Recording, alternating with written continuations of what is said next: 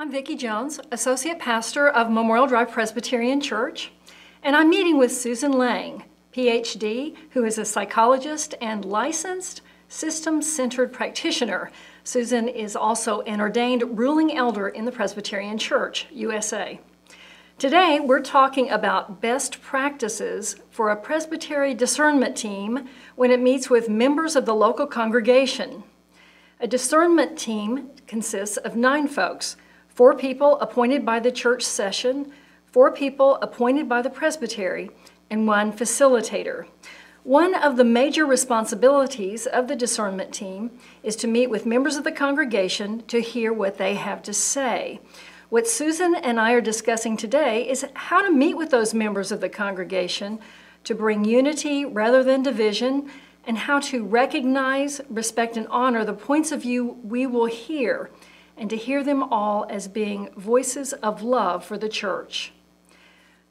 Susan, one of the first areas of conversation today is the clarity we want about our role as a discernment team. Would you share your thoughts about that? I will.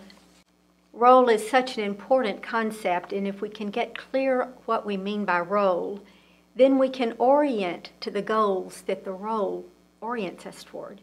And then we know how to behave in ways that move us toward those goals. The members of the team that are in this discernment process have very specific roles, and I'm going to identify them. And as I do that, my hope is that they will find inside themselves the relevant energy and information that the roles represent, because those are the resources that will equip us to go and interact in these church communities in ways that are useful and loving. So I'm going to start with the biggest scope and narrow down. Every member of this team is a member of the Presbyterian Church USA. And if you reflect back on your best memory of the promises and the vows that you took when you became a member of the Presbyterian Church, that gives you information that you won't have otherwise. And it also puts you in fellowship and in similarity with the people that will be gathered in the room. Everyone in that room has some affiliation with membership in the Presbyterian Church. They may be longtime visitors, they may not yet have taken membership vows, but you will have more in common with them if you're aware of what that represents. The second role that everyone on the team is in is you are all ordained, mostly ruling elders and also teaching elder. And if you think back on, with gratitude, the promises that you made, the vows that you took when you became an elder, for example, to serve your church with intelligence and creativity and love, and to remember that Christ alone is head of the church, and that the scriptures reveal Christ and God. So if you think about those parts of who you are, that will also inform your behavior as you relate to one another and to the people in the community. Then narrowing down a little more, everyone on the team is a member of a team. You've got colleagues that are sharing that discernment process with you. And we treat one another differently if we think of, I'm a team member with these people. And finally, we're charged with, in our membership on that team, collecting and accurately representing and comprehensively representing the information that the community of the church that we're visiting makes available to us. Now, why this is important is if we don't stay aware of our membership, of the relevant roles that we're in, we are most likely going to automatically go to behaviors and patterns and roles that are largely irrelevant to what we're about. We'll default to the roles that we took on in our family systems, or the role we take on when we're running the school, or the role we take on when we are pulling a car over and giving a citation for illegal driving. We'll go into roles that are very functional and useful in other contexts, but that are contradictory in some ways, or at least distracting to the roles that we're in when we're on this team in this church community. So knowing what membership we're in, or memberships, and knowing what roles we're taking up helps us know what our goals are. And in this particular context, our goals are to invite and encourage the expression that the people in their community have, and to harvest the maximum amount of information that we can, accurately and clearly and comprehensively. So our job is to nest everything that's not relevant inside of us and stay very focused on the behaviors that are relevant, which are behaviors that facilitate useful and timely communication. So that when people come forward to speak to us, our job is to stay centered and focused and respectful, and to honor, as Vickie said, to honor the information that every voice at the microphone has. So that by the time the person finishes speaking, whatever he or she says, we let them know verbally and non-verbally that we've understood what they said, and we've accepted what they've said, and we value that they're willing to share the information with us. Could you share some ways to do that? Some concrete ways that we could let people know that we have honored and heard what they have to say? Yes. A very effective way is to tell the people in advance. When each person speaks, we're going to put some limit of time on you so that you are succinct in what you have to say and tell us the essence of what it is you want us to know, and so that we leave room for all the voices that want to be heard to be heard. So we set some time limit, and then when the person has finished speaking, someone on the team, to the best of their ability, and it can be spontaneous or it can be prearranged who does what in what order, but someone on the team says back to the speaker, well, my understanding of what you've said is you think it's very important that the church consider this and this and this. Is that what you said? So that the person knows that they've been heard.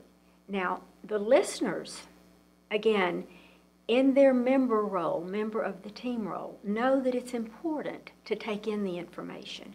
The people inside the member may disagree with what's been communicated, may have a very different opinion, may be triggered to fight or to argue. But that's person, inside member. The member of the team knows that the job is to solicit the information and to let the speakers know that they've been heard. So you reflect what the person said. It's also frequently useful to have similarity build on similarity instead of difference follow difference. When that happens, information gets pushed away and the fight energy goes up. And the way we hear this most often is in the common pattern that all human beings use when they have a disagreement. And the communication pattern is yes, but. And I'll illustrate it. It's familiar to everybody. The problem with it is it pushes information away and it escalates the fight energy where you want to win the argument instead of communicate and hear what the other person has to say. And the information is equally important in both sides of it. So we want to collect the information instead of try to get rid of part of it. And that's what yes, but does. I want us to go and have a vegetarian dinner after this event. Yes, but if we have vegetarian, we won't get enough protein. Yes, but if we eat meat, and so forth. That's an example of the yes, but pattern. It's what we use when we have difference. So instead of that, we want people to build with similarity whenever they can. So if we invite people to be attentive to that and say, okay, after we've summarized what you said, anybody else have any similarity to what this speaker is saying? If you do, why don't you take your turn at the microphone next? That helps the person who just spoke to not only have their information reflected, but also have it joined by someone else in their community, so they know they're not alone. When we know that we've been heard and know that we've been joined, then our human tendency to repeat and to intensify and to escalate is managed. If we've been heard, we're not as invested in being redundant and noisy about it. If we don't think we've been heard, it gets more and more important and more intense inside of us to say it again and to say it more exaggeratedly or more emphatically so that we are sure that we're, and unfortunately, it has the opposite effect. The more redundant we are and the more intense we are, the more people defend and pull away from what it is we're wanting people to hear us say. So the more the team can encourage building on similarity, the more people will feel heard. Now, there will be differences in the room. Thank God. We want differences in the room because the more differences, the more information and energy we have. It's just that we want to bring the information in instead of push it away. So as differences begin to emerge, you want to say, oh, this is a different voice. You're a voice for, and you summarize what that person says. Check to see if you've been accurate in the summary, and then invite that voice to get joined. Susan, let me ask you this. Yes. To do this, it seems to me that there would be a certain anxiety created by people who are not liking what they've heard. If more people are invited to share their opinion, would that just create another kind of energy with people who are in disagreement of that, and they are hearing a series of speakers with whom they disagree? How does one address that or rechannel that energy, or to help people think about that?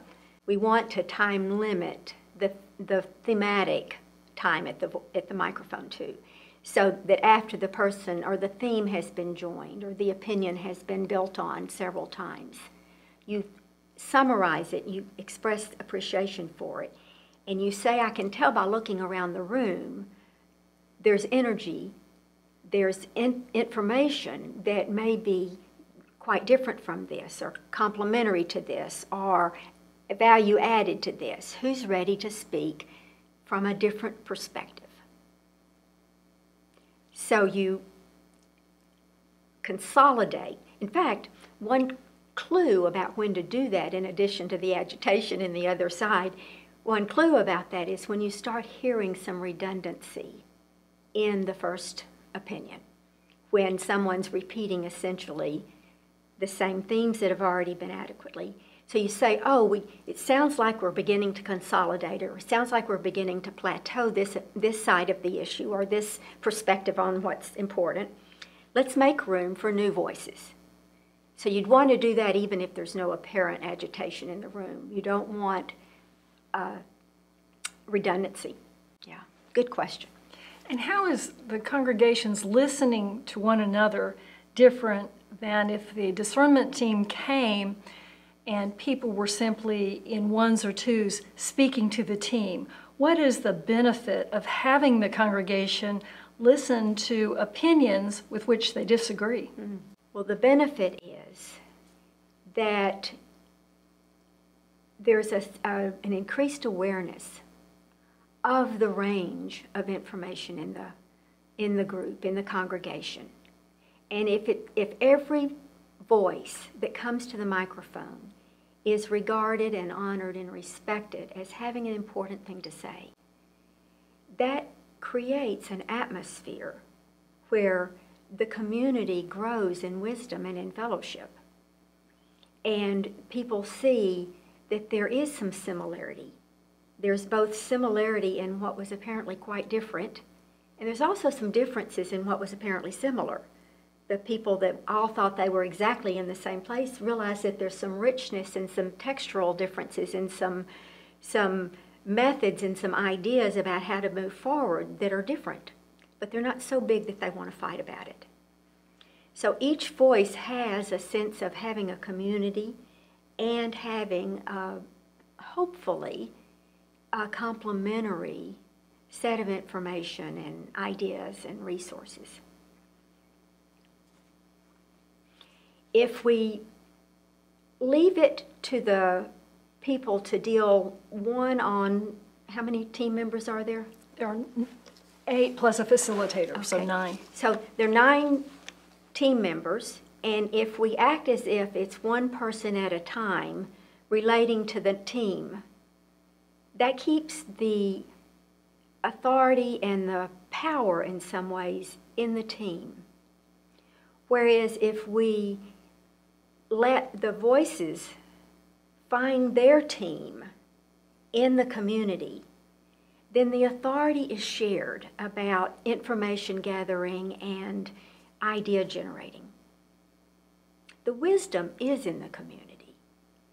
Again, to be a little bit repetitive, the team member's job is to invite the wisdom to become apparent to the people that are in the room. And that will happen more easily if we reflect what's said, invite similarity to join, invite difference to complement and to build, instead of the energy being to persuade 9 people one particular opinion or another.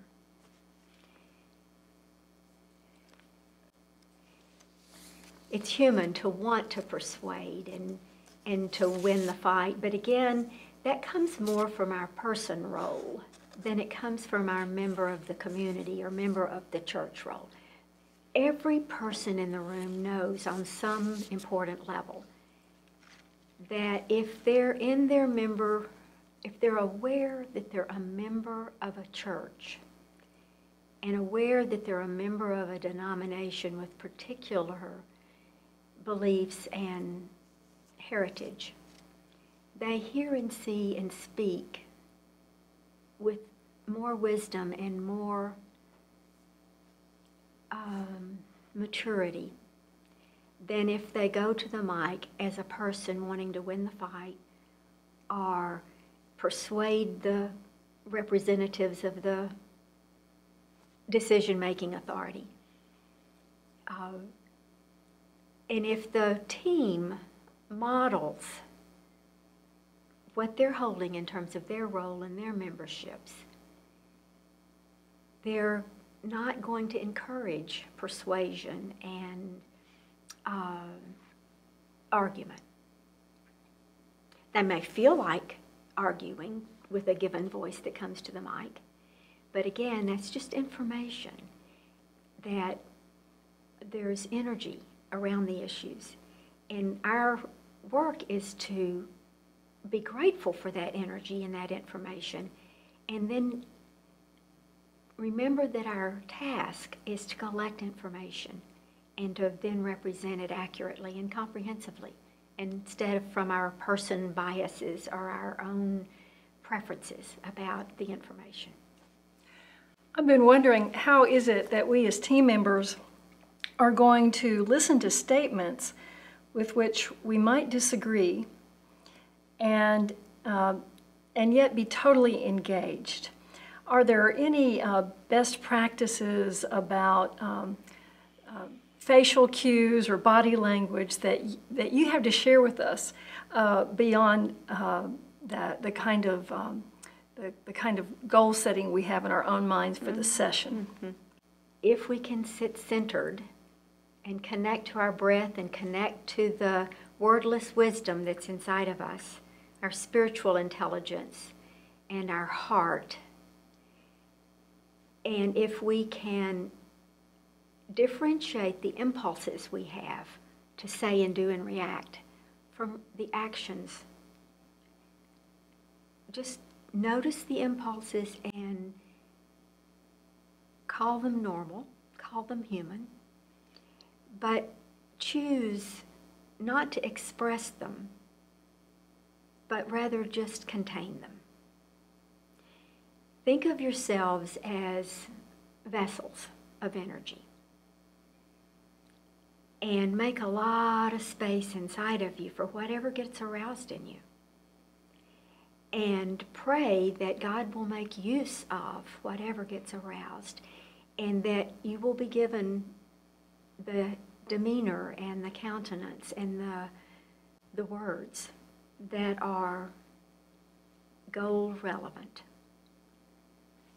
It isn't easy, but in some ways it's simple. Another way your question is useful, Vickie, about how to manage when the differences are strong and intense in the room and one side has been heard and the other side hasn't been heard, is I want to speak for a few minutes about the ways people respond to differences and the human patterns that emerge from that. Differences frustrate us. When we're headed toward a goal of being understood and getting our way and having a decision made that supports our strongly held beliefs, and somebody says something that's really different from what we believe and what we want, if we're normal, that frustrates us.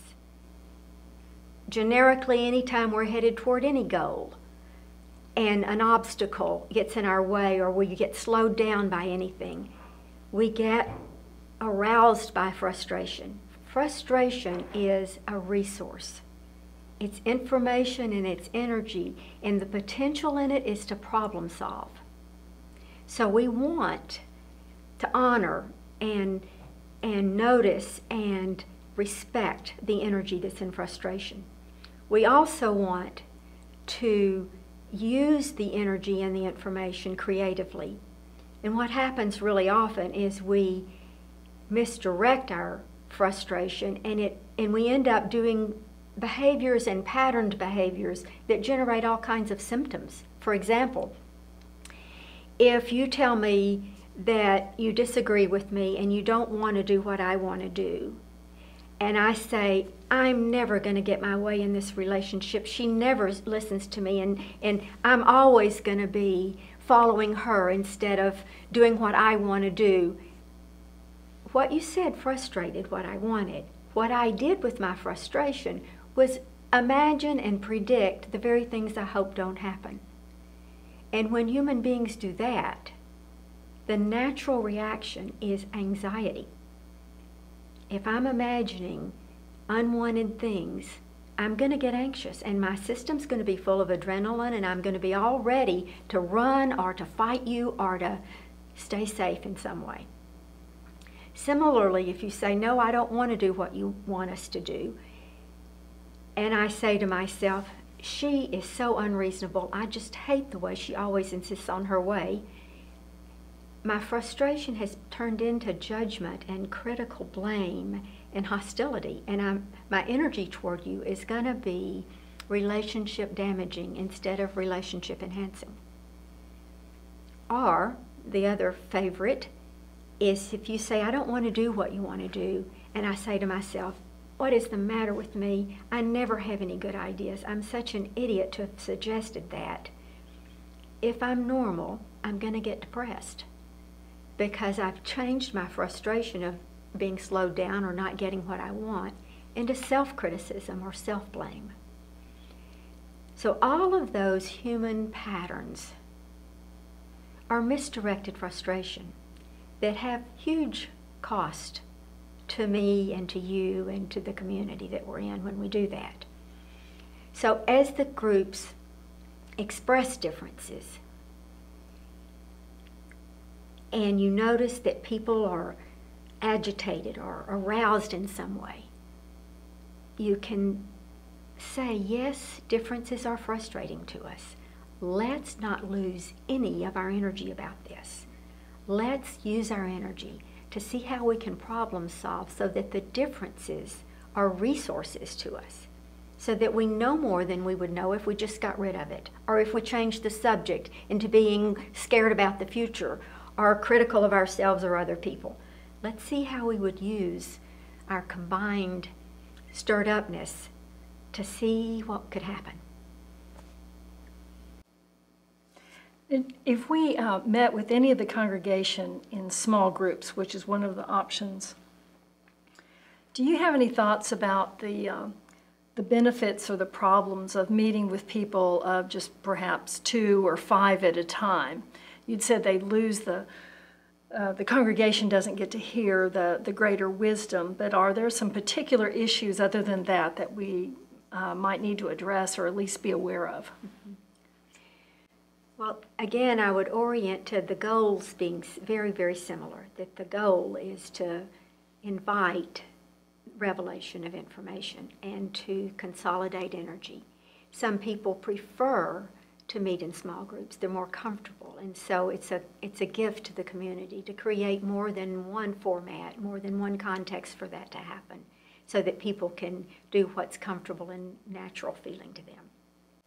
But you want the groups to know from the outset that the information that comes out in the groups will be made available to the community at large, not attached to any particular name or identity, but these are the themes that came out of this small group discussion, and this is the opinions that were expressed, and this is the kind of emotional energy that was represented by the people that happened to gather in this particular small group. So you want to create formats that invite participation and invite voicing people's thoughts and feelings, and then share what gets harvested from that. And then I just have one other question.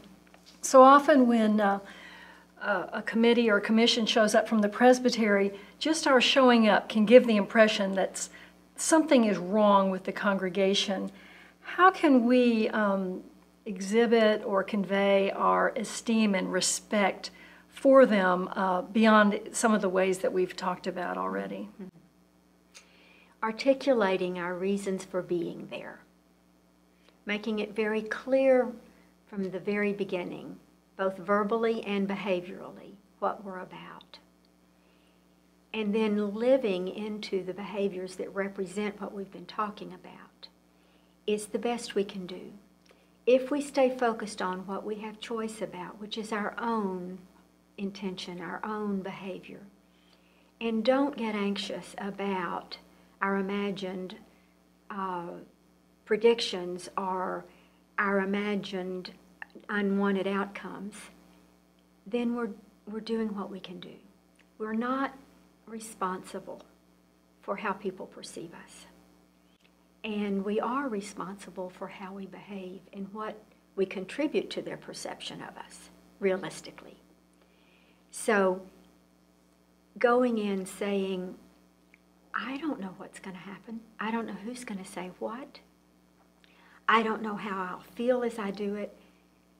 What I do know is I want to represent Christ in this. I want to participate as a team member and respect and honor and show love as whatever happens, happens. What I also know is that God is present and that we're invited to claim the promise that He uses everything for good. And so I'm not in charge of what happens. I'm in charge of how I focus and what I say and do. And that's plenty. Susan, you had mentioned that there were some people you wanted to recognize as well as helping you prepare for this day, and I would just love to give you an opportunity to do that. Thank you. I'm going to start with expressing my appreciation to you, Vickie. What a heart connection we've had in this project, and what a blessing it has been to me to focus on what it is you ask us to accomplish.